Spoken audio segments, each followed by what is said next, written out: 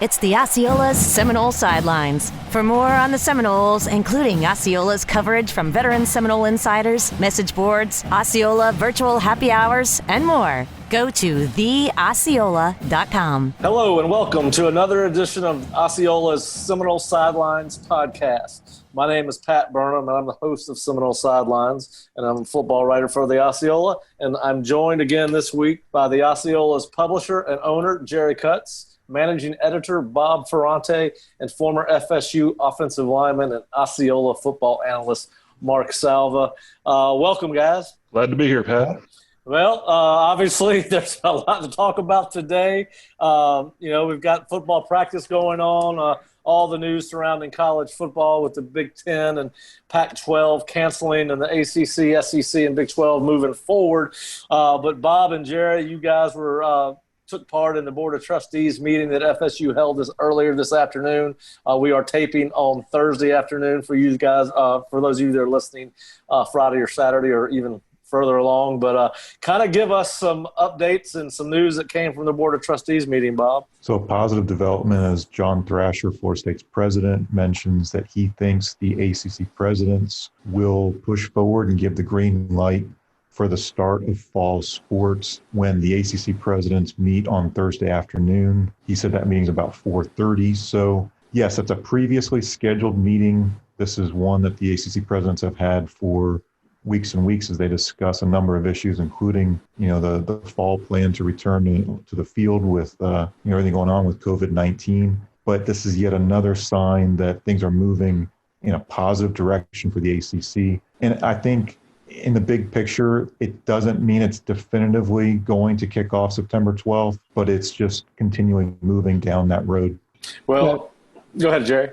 Yeah, I've found that to echo Bob, the football and athletics portion of the Board of Trustees meeting was probably only about 25% of the meeting because they were focusing on a lot of other issues as far as students coming back to school.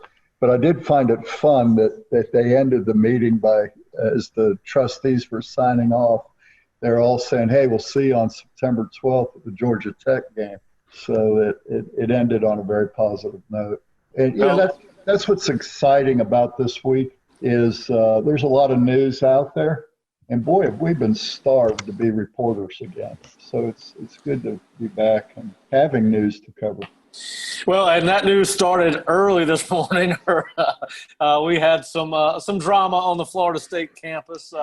Wide receiver Warren Thompson came out with a tweet expressing his concerns over the information that players were getting from the coaching staff and the athletic department as it pertained to other teammates having COVID, and obviously some of the testing protocols either not being followed or not being implemented. And obviously, before we started this, we were a little bit concerned that this could impact what may happen at the ACC meetings, but with the presidents. But Bob, kind of fill us in on how the morning started. It's been frenetic all day long and probably will continue to be with college football news breaking by the moment all over the place. It was kind of a startling start to Thursday with what Warren said, and a couple of the other receivers chimed in that they were concerned about the messaging they had heard from FSU administrators, maybe some communication that wasn't quite as clear and some details that they took issue with. And really it transpired from there. Coach Mike Norvell said that he was disappointed. He feels like the coaches, trainers, doctors, administrators have been incredibly transparent and held meetings with players, even as recently a team meeting 2 nights ago inside the indoor practice facility. So Mike Norvell, you can tell watching him, listening to him, very frustrated. I think more communication will come in the days and weeks ahead, just to make sure that everybody's on the same page. And, a lot of it stems over testing, the frequency of testing, and our players being taken care of the best they can. We think Florida State has some really good protocols set up, from what will be weekly testing, what will be twice a week testing in the regular season. And the school has set up a COVID-19 lab on campus to handle all of this. So in the end, I think this is an issue of communication where something just fell a little bit short in the players' eyes. And also it's one of trust where you've got a new coach first-year coach, 8 new position coaches. You've got a lot of things that just didn't get communicated as clearly as possible. But again, yet another learning lesson, I think, for a program that's moving forward under a first-year head coach. Yeah, and as you mentioned, he did address it in his press conference post-practice this morning, and there has been a lot of players that have come out on social media saying that they feel very comfortable with the protocols that they have in place, that communication from the staff and from the medical department has been very detailed, and that these the vast majority of the players on the team, at least that have voiced their concerns on social media, are in support of Coach Norvell and what he is doing and what the medical staff is doing. Yeah, let me chime in on this. You can get angry with the player for coming out, calling the coach out instead of calling the coach up. You can get angry with the administration for not doing a really good job of measuring their words. And I get all that, but both of those are true. Sometimes two things can exist and both be true. What I noticed, a month, 2 months ago, Mike Norvell made a mistake when he said he spoke to every player, and he hadn't. He spoke to most of the players. And he admitted that to the players, and they moved on. At this press conference that Bob and I attended, it was an impromptu press conference put together, within about 12 hours. And I thought their messaging was fine until they opened it up to the media to ask questions. And one of the media members asked a very basic question about the testing. What is the protocol? What are you all doing? And David Coburn, the athletic director, addressed the question, and he was very transparent. He didn't have notes, and he was coming off the top of his head. And he said, we're doing weekly testing, and then when we get to the season, we'll do twice weekly testing. He said that in a long list of other things. And what was wrong about his statement was the weekly testing started today.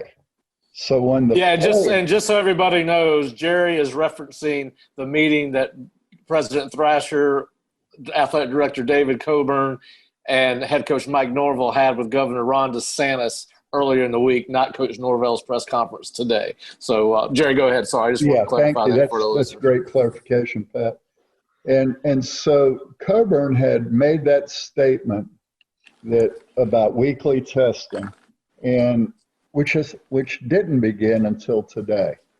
And of course, the players listened to it, and a couple of the players took exception to it and said, well, that isn't right. We haven't been tested weekly yet. And so, Coburn had to go back to the players and Mike Norvell and others and say that, I misspoke. And it's been scheduled. It begins tomorrow, which is today. And so it's little things like that, guys. And it's true, Mark, in your business. It's true in your family. Words have always mattered. And in this day and time, and I don't know if kids are different today or if they just have access to social media, but even if there's trust, I think you better be careful that what you're saying is exactly accurate and that it's consistent with what you've said to your players. If you say anything that isn't completely accurate and consistent, you're a little vulnerable. I mean, you're not a little bit vulnerable, you're vulnerable. And I think in every communications class I've ever seen or been a part of, you need to measure your words. And now look, I want to make one other stump speech here. I've seen, on message boards, fans saying, well, we shouldn't allow the players to be on social media. And that's what Jimbo did, build a corral around your message. That's one approach. Another approach is to limit the number of press conferences you do and put a corral around what you're willing to say to the media. And what fun is that for sports writers if we get into that business? You know, when you were played at Florida State, Coach Bowden was very transparent, but he had emotional IQ.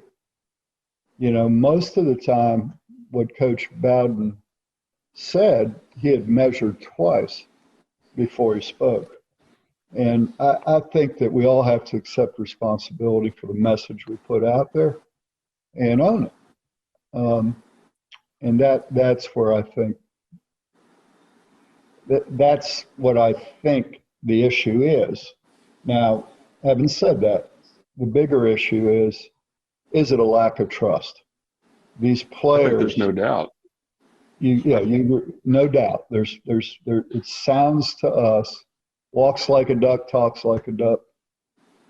You know, these players have now gone through 3 different head coaches, some of them, and multiple position coaches, 3 different athletic directors. And yeah, you have to question the trust. So as we try to, as this culture tries to be rebuilt, it's got to be based on trust, obviously. So, and it's not there. And to Jerry's point and to Bob's point, you know, they're all just in the beginning stages of doing that. And one of the byproducts of having that trust is that you assume a positive intent, right? You assume positive intent. And so from the player's perspective, you know, they're waiting to see, do these guys, they're saying they do, but do their actions back up what they're saying? And I think over time, if they're consistent and if they are doing those things, or they are backing up what they're saying, this stuff will wane, right?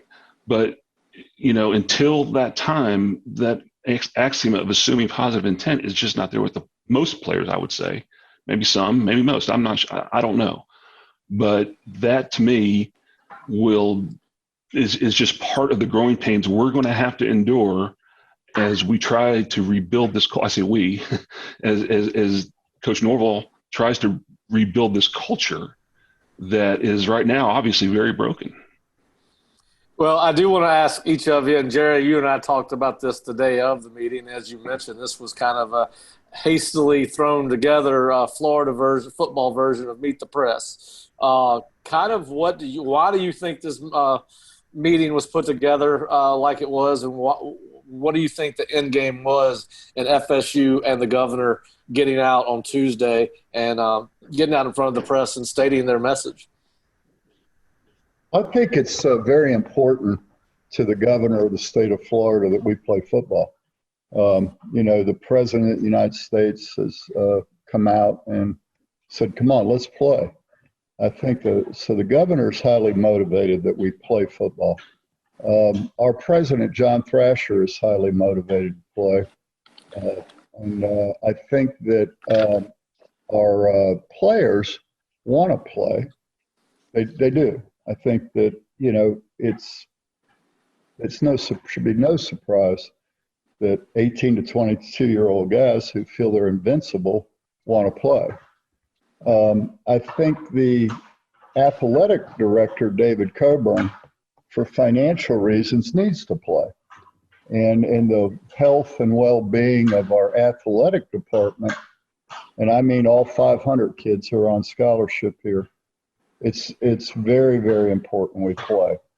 So I think what they wanted to do was send a clear message from Florida that we want to play, our kids want to play, and we've developed a system in which they're able to play and play safely and arguably be safer than if we don't play and they go back into the community where there isn't the structure, the testing, the tracing that we're able to provide for them here.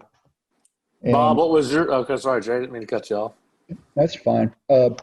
Yeah, I think that was the key thing that they were trying to deliver. And I thought it was a daunting message while they're speaking, you have the Big Ten and the Pac-12 announcing that they're not playing for health reasons. Before we get into that, Bob, do you have anything to add to the press conference Florida State had with the governor on Tuesday? Yeah, the only thing that was pretty evident, I think President Thrasher knows that there are some ACC presidents who are on the fence. And I think this was an opportunity for him to maybe apply a little bit of leverage and encourage those who are on the fence to maybe tip them over to the let's push forward side of the vote. And we don't know how this vote's going to go. As we're recording, it's going to be 15 presidents and chancellors of the ACC. It's not a commissioner, coach, player, anything. This is all about presidents and chancellors making a vote. And I do think Thrasher was trying to give a positive push as to what Florida State's done and the why.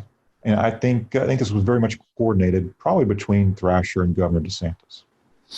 All right. Obviously, that was not the only news of the day on Tuesday, and it got a little, to be honest with you,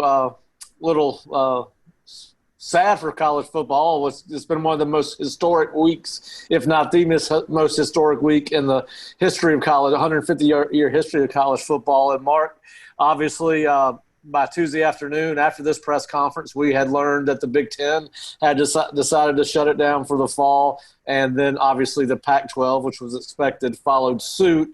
And kind of get your thoughts. Obviously, you and I spent a lot of time around football offices as players and working, you as a coach and me as a football operations guy. It was certainly an upsetting day, a shocking day, a really raw day. And I just kind of want to get your thoughts on that decision by the Big Ten and Pac-12.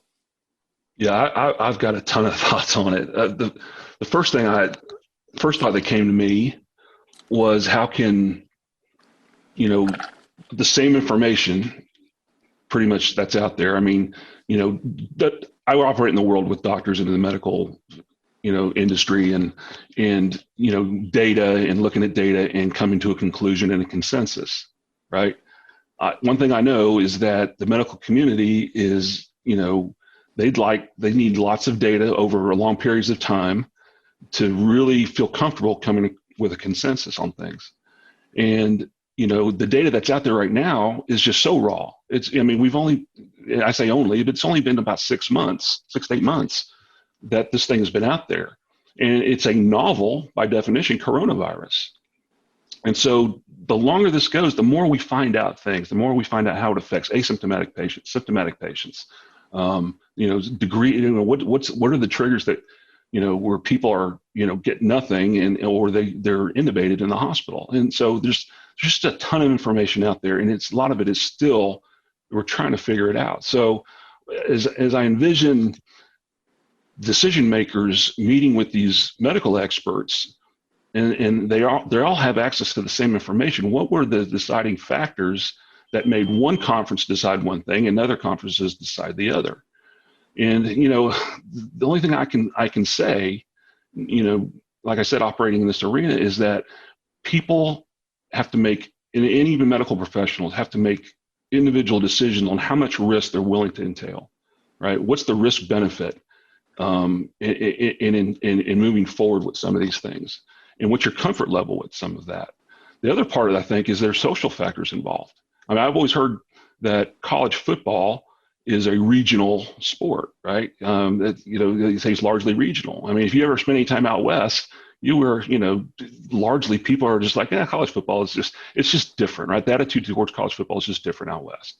In the up north, it's just different. Those are largely pro sports, the big national scene and things.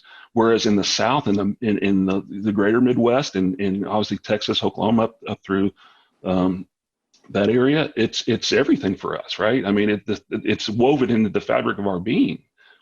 People identify with their schools. So it's much more important to the conferences that are holding on than really probably the conferences that have decided to not move forward, with the exception of maybe Ohio, right? So now so all this to say, it is kind of an individual, decision in terms of how much risk you're willing to take. Now, once we understand more about what this is about and what the long-term risks are, we'll be able to make more informed decisions. But with the information that we have now, I look at it and I say, me personally, I would feel comfortable moving forward, but obviously other decision makers didn't feel that way. And there's going to be a lot of unintended consequences to all this, but that's a whole nother discussion. Right? But that's just the start of all my thoughts. Yeah, well, and we could probably have several hours dedicated to just the subject of the Big Ten, Pac-12 not playing and everyone else deciding to move forward right now. One of the questions I got asked and on Front Row Knows on Tuesday was, can two doctors have different opinions about the same subject matter? And personally, having been through something, my answer to them was yes. I had a medical condition 4 years ago where I had an accident, had an operation, and had some complications for the operation, and it was life-threatening, and two doctors had two distinctly different views on how to handle it, and I had a decision to make. All that to say this, Jerry, I had to make a decision. You wrote a column that was published today called One Virus, Numerous Reactions. And that's one of the thoughts that you have in that article, is how two different sets of doctors, in this case the Big Ten and Pac-12, their doctors see this decidedly differently than what the ACC doctors and Medical Advisory Board has told the ACC, and certainly SEC, as Greg Sankey has said much the same thing, that their Medical Advisory Board is telling them to move forward. So I kind of want to get your thoughts, particularly share some of what you shared in that column. But as far as moving forward with the ACC, SEC, and obviously a Big 12 was the linchpin in that. Just kind of give us your thoughts on the conferences that are moving forward. Well, the science that they referenced, particularly the Big Ten, the tipping point was this myocarditis, which when a person gets the COVID virus, they're finding a significant percentage have, developed myocarditis, which enlarges the heart, it changes the arrhythmia of the heart, and it can affect young people, and they're finding even that it, in some cases, affects people who are asymptomatic. So they expressed concern, the Big Ten did, in that they wanted an abundance of caution. They thought they should take more time to understand that better. I think that would concern me if I was a university president or athletic director. The ACC doesn't really feel that way. They brought in addition to their Duke medical expert, who's an infectious disease person, they also brought in a cardiology expert from Emory. And his findings were contrary to what the Big Ten found, in that, as Mark said, everything is about risk and risk management. And that, anytime a football player, even a coach, steps into the arena, there's a potential to die. There's a potential to get, we have players breaking their neck and dying. We have them dying of heat during the practices. There's always a risk involved in football. Now, how much risk are you willing to take, and can you mitigate it? That's the big thing. That is the big thing. It's, can you mitigate it? Well, both the Emory doctor and the Duke doctor felt, yes, you can mitigate it. That what you do with the myocarditis is you, as soon as a player tests positive for the COVID, you test his heart. EKG being the primary test. There's some blood tests, and And then if you see any type of indicator of it, then you can do a cardiac MRI and other procedures and sit the player out until such time as he can return to competition. So they feel like they can, like any other thing that we have, it can be managed and minimized, mitigated. So that was the ACC's position, Pat, and I'm going to go back to what Mark said about social climate. You know, in the Big Ten, the presidents may be wanting, football's not that important maybe to them, and they want to focus on getting their campus back functioning, and they got a lot of fish to fry, these college presidents. And adding football to it may be just more than they wanted to do. Whereas here in the South, like Mark said, it's part of our culture, and our presidents may feel it's worth doing because it's part of our campus culture. Bob, do you have any thoughts on the ACC, SEC, Big 12 moving forward? And the only thing I worry about is if the Big 12 swings for one way or another, how does that impact the ACC and the SEC? You know, do they want to be the two conferences that push forward? I think the ACC reportedly from some of the national media did reach out to the Big 12 to see what they were doing, which way they were leaning. You know, I'm concerned in that regard, to be quite honest. I don't think that today's vote is the end-all, be-all for the ACC and for football. We've still got a month ahead here. A lot can change. One conference can delay. We're really not talking about delaying football at all. We're almost talking about it as if it's a yes or no. But I wonder if some conference might decide to push back and delay. So we've still got a lot of time left to still analyze all this data and see where conclusions take us. yeah, I agree. I think it's going to be a week-by-week thing. I think that right now those three conferences, along with the AAC, are planning to move forward, and we'll see where it goes. There is some breaking news, and it does pertain to Florida State. About 10 minutes ago, the Southern Conference announced that it is canceling football for the fall, which will impact Florida State's schedule. It has not been officially announced, but that would should mean that Florida State will not play its game on September 19th against Samford, which reduces their schedule down to 10 games as of right now. They could pick up an 11th game. Also, it was just announced FIU canceled its game with UCF. So, you know, I don't think that will happen, but there are some teams out there that are looking for games. And but anyway, so there's, like you said, there's breaking news. Obviously, guys, you take all the four subjects that we just talked about from the Big Ten, Pac-12, ACC, SEC, Thrasher's meeting, our press conference with DeSantis, and then the board meeting today, Board of Trustees meeting today, heading into the president's ACC president's meeting today, which President Thrasher is expecting a decision on football, but it may or may not happen once they get in the meeting. Let's talk about it right now.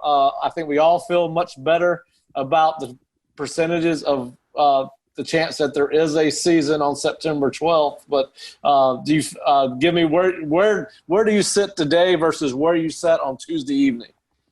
Bob, I'll start with you. I guess, look, when I saw the email about the Tuesday press conference, I thought this is a unified message that's more than the social media hashtag of we want to play. It is we intend on pushing forward and playing. We have no intention of hitting the brakes on this thing. We're going forward. That was everything that I've seen from Tuesday morning on. I feel like they're going to give it everything that they've got. Whether they're going to get to a season start and how deep into a season you can get are the big questions. But at this point, I think they're going to play. Mark? Yeah, that's the thing, the uncertainty, the intent to move forward and press forward until something changes, more data comes out, something is revealed, it could happen at any time. And, I think you just got to wake up every morning and say, we're going to give it our all today. And, and intend to just keep going. I think I am encouraged. And again, let me say one thing too, because this is the other thing that I didn't understand about the Big Ten and Pac-12 canceling the season, and then hearing that they're going to continue to practice, and then they're going to continue to have school. And I mean, the inconsistency there to me was a little bit whatever. And I just, if it's either, to me, it makes sense. You're either going to play and you're going to have school, or you need to shut it all down. I mean, doing it halfway is not the way to go. We'll never get past this thing, so. Jerry? So, Mark, let me ask you about that. What if, when you were a player, if you were told you're going to practice every day and not play on Saturday? That's what makes football so unique. You spend more time on the practice field than you do on the game field. You practice all year for 12 opportunities to compete. And to tell me that I'm going to do all that and go through that grind and not to get to compete against another school, oh man, that'd be hard to do. That'd be some tough motivation right there. Yeah, and I think the NCAA is going to step in on that and say, listen, we're going to let you see your players, but it's going to be 8 hours a week. I don't think that 20-hour-a-week rule is going to hold up. I would agree with you, Pat. I think that they're going to nip that in the bud. If it has not been nipped in the bud today, it'll be, like Barney Fife says, it'll be nipped in the bud pretty quick. But I can't see that. Now, before we move, we do want to move on to some on-the-field stuff, I promise. This has been a news-filled day, and it's unknown charter territory. And it is interesting to talk about, even if it's not what we want to talk about. But let's talk about this. I do want to get this because this could come into play even for Florida State if for some reason the season is canceled. But obviously coaches like Ryan Day, and I believe there was another Big Ten coach, I believe it was Jeff Braun, that actually put a proposal together for the NCAA on a spring football season. Ryan Day wants an 8-game or a 10-game spring football season, or at least 8 to 10, which I don't know if there's viability. Urban Meyer, who is one of the more highly noted spokespersons for college football, Fox analyst, former Ohio State and Florida coach. Everybody knows who he is. He's come out and said that it's not likely that football will be played in the spring at all. There's a lot of back and forth on social media about that's just as destructive to a player's health as is playing with COVID. Guys, your thoughts on the possibilities of spring football? And Mark, I'll start with you. I'm really not a fan if the intent is to play a season and then turn right around and play another season in the fall. Not to mention the disruption in terms of the cycle of recruiting and the cycle of players matriculating into the program. All of that is absolute chaos. And here's the other thing: what's the NCAA going to do if players decide to not play, right? And not lose a year of eligibility? Well, you have 85 on scholarship. They keep their scholarship, and now you got to bring another 20, 25 players in, put them on scholarship. So you got to raise scholarship limits. I mean, the whole thing it's just throwing a wrench into the whole thing. And now you're going to have some schools aren't. I mean, it's just a mess. It's a Pandora's box of problems. Listen, all right. So does anybody here think that there would? All right. Let's maybe ask the question a little bit differently. Pick if they're gonna approve spring football, which it sounds like they've approved spring football. How many games you think will actually be played?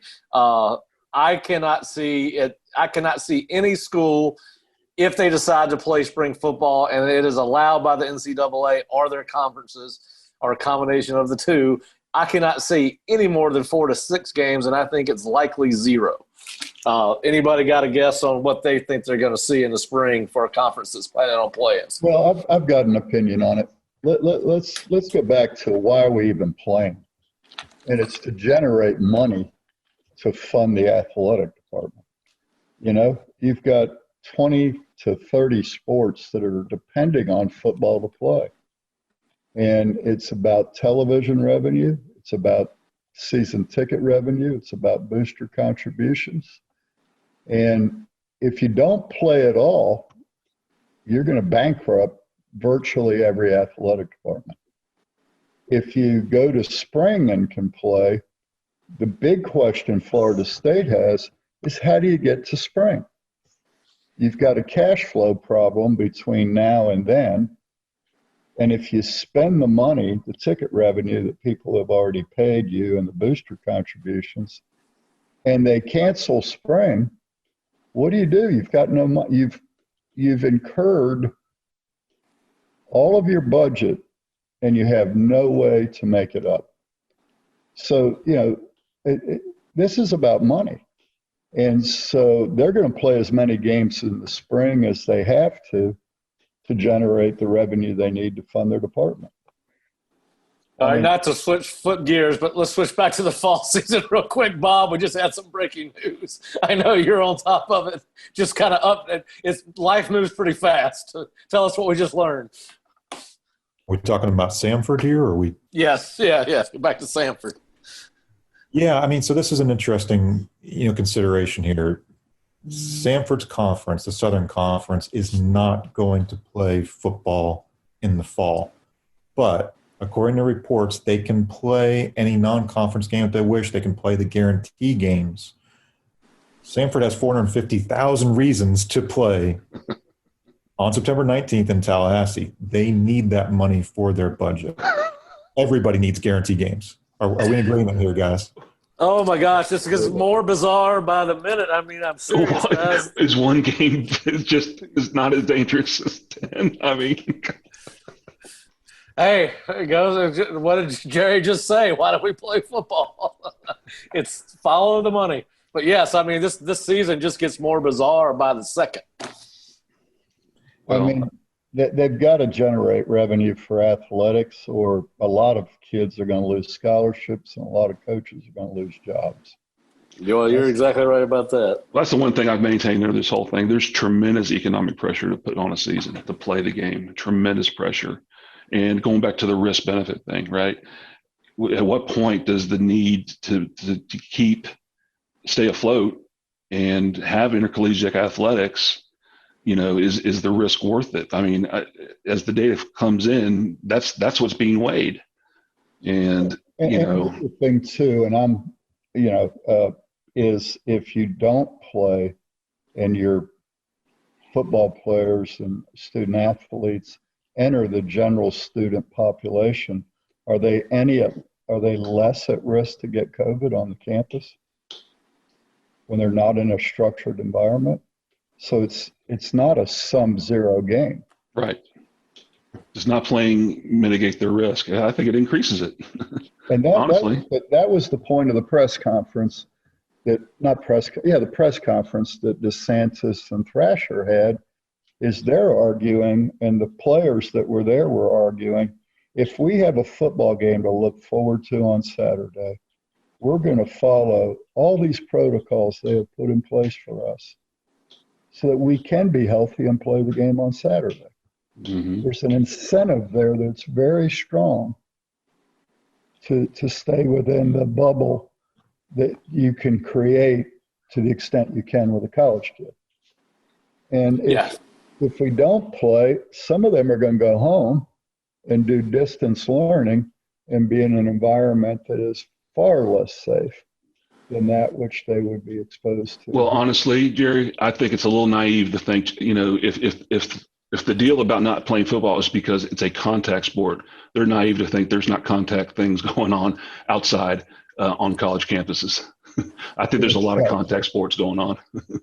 Yeah, the mini bubble that they are working in now takes on a whole new meaning when people start coming back to class and house parties, and we all know what's coming. We all know that it gets a little bit harder to say no when your friends are back on campus in the fall, and I guess that would be the nicest way to sum it up. But it gets a little bit more difficult to operate in that bubble.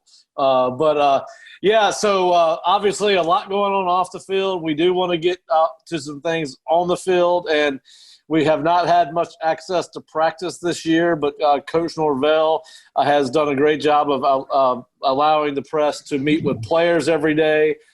He's been available most days, as his assistant coaches have been. Some of the news from the field does revolve around COVID.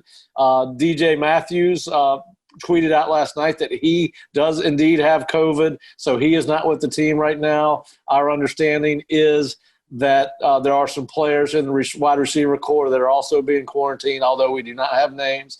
And you could probably feel safe in assuming that there are probably some kids in the secondary, because they have been going up on one-on-ones, that would be quarantined because of contact tracing.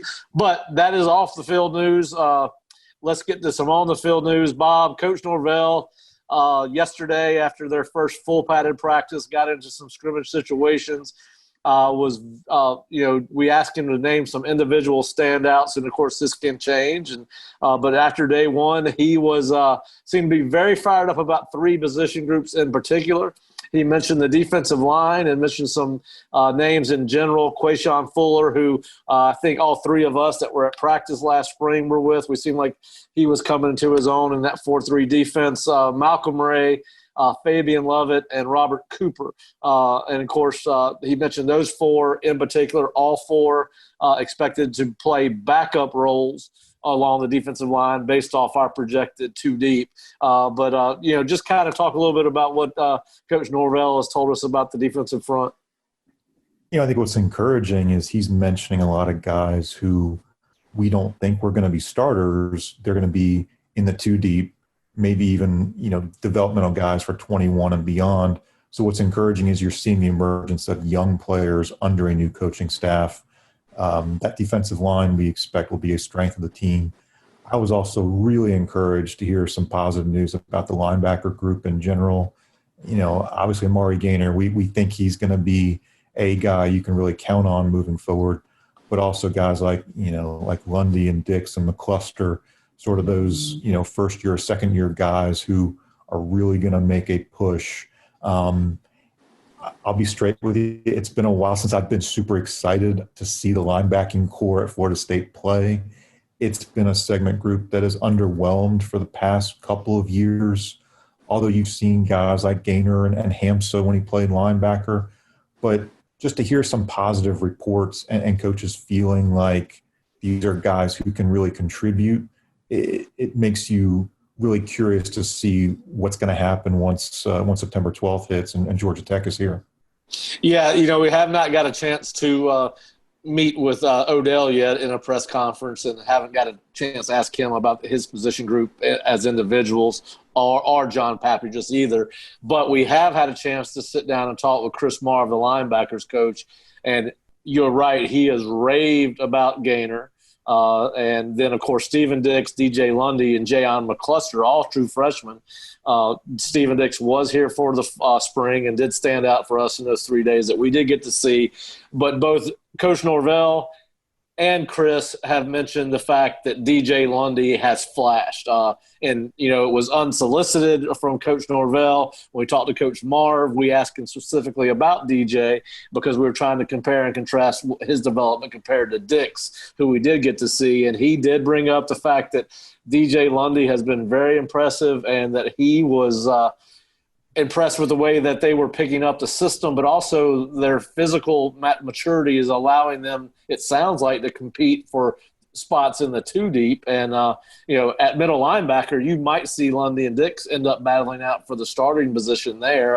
Now, I'm not ready to say that yet. I think that they've got to beat out Leonard Warner for that position, but who's an experienced player. But certainly, I think that we both Bob and I, from what we've been told by Coach Marv and by Coach Norvell, those kids look like they're a talented, physical bunch, and I cannot wait to watch DJ Lundy play. I mean, they have really raved about him again. Some unsolicited mentions of his name from Coach Norvell. Bob, obviously a position group that you followed around in the spring. Now, three of these guys were not here. At least three were, actually four of them were not here, but one of them was. The running back group, Coach Norvell has mentioned them. several times. He's had some very good running backs, including Darrell Henderson, who's now in the pros while he was at Memphis. But he has mentioned his group time and time again. And I'll just talk a little bit about your anticipation of that group and some of the things that he has mentioned in the press conferences. The running back group is one where, again, you think this team might take a step back without Cam Akers and Kalen Wayburn, but you look at all the talent that's there. It's not necessarily guys who have done it at the Division I level, except for Jashaun Corbin. But if you take into account what Corbin can do as an all-purpose back, especially as a return man, if you take a look at what Damian Webb has done at the JUCO level, if you project a little bit at the, let's say, wide receiver out of the backfield capabilities of some of those freshman running backs, you have to feel like Mike Norvell has some toys to kind of play with and say, here's a guy I can use in this role. Here's a guy I can use in that role. Maybe I need two guys that I think I can count on as my primaries, but I can blend in a little bit of here and there. And I think he's got some playmakers. I think that's the positive that we're hearing. He's got some playmakers to kind of mix in. Yeah. Now, another position group that we're all curious to see, but some things that we've heard, some players that we've heard good things about from Coach Atkins and Coach Norvell. Darius Washington, we have projected to be the starting left tackle. I was impressed with him during the season, even though he only played in 4 games, but he did start in at least 2 of those, I believe, maybe 3. But a guy that looked very athletic as a true freshman, ended up hurting his shoulder and having shoulder surgery. And a guy that apparently has just popped with Coach Atkins. And talk a little bit about what Coach Atkins has told us about Darius. And then, of course, both he and Coach Norvell have mentioned true freshman Thomas Schrader several times. Yeah, I think with Darius, the word is athletic. He seems to be the kind of guy who could be that left tackle of the future. And Florida State has been seeking a left tackle for what seems like 5 years. I mean, at least since Roderick Johnson went on to the NFL after his junior year, and it's been a while.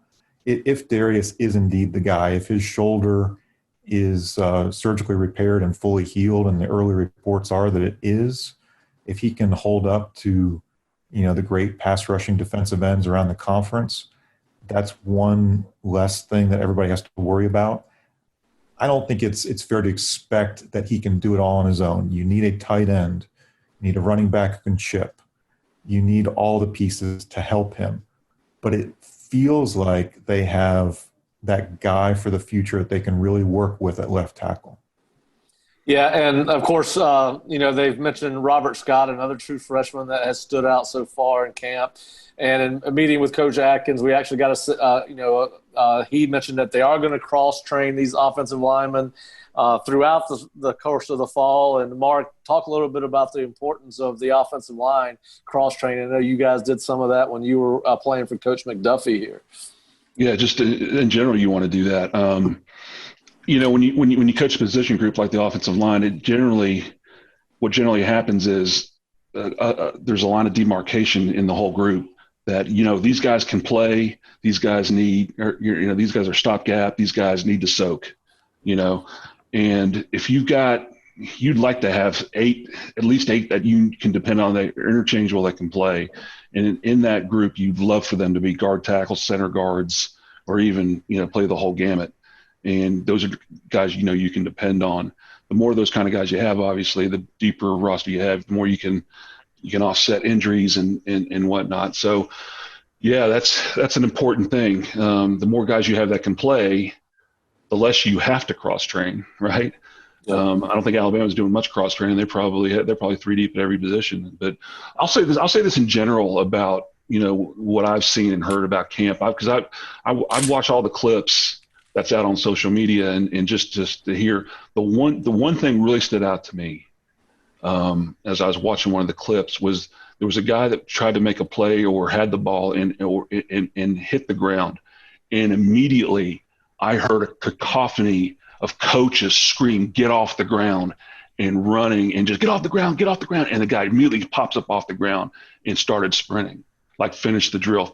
You remember, Pat, when we coached, I mean, and played, it was, you don't lay on the ground, you get up, you finish the drill, you sprint all the way to the end zone, you finish everything that you do. It seems like that standard is there for our coaches, and I see kids hustling and trying to execute drills. They finish a drill and they get up, they immediately run back and hustle back to line or whatever it is they're trying to do. There's a little bounce. I mean, and I'm talking, I've only watched, these are all just 10-second clips, but that was just a little thing that I picked up on that just really spoke to me and said, okay, there's an intensity out at practice that I think will carry over into the season.